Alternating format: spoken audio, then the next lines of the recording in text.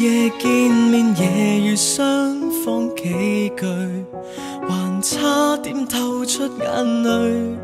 就像傳聞天生不對的一對。漸是拗撬能成為樂趣，心卻為對方顧慮，間中肯慰問一句，就將得到讚許。當閉着眼睛掩蓋耳朵，手勢動作聲音長項，關於你的通通不怕多。所得到什麼失去什麼都會為我難過，已過仍樂意安坐。如果那一位誰不可放低，曾注定聯繫也不可取替，親密像愛侶這個謎，猶如默契，若告白太徹底，就算心底徘徊於空缺位，未錯認對方關係，從不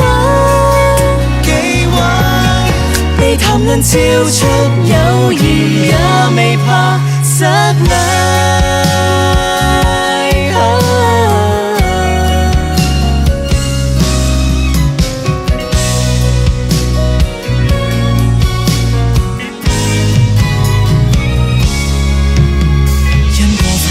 所以如今相處下去，親得再親，怎麼發展都不敢發生。只恐怕認真將那情感轉化熱吻，無法合襯，才學會安分。如果那一位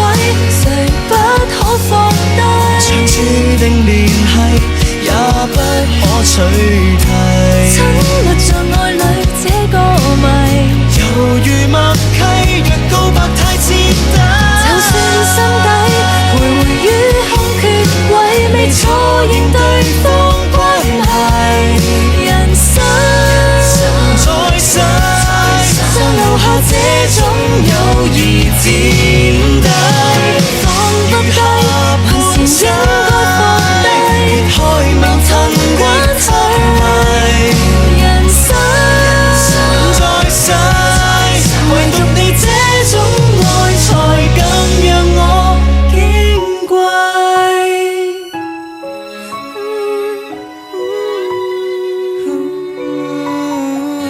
但願我倆停留於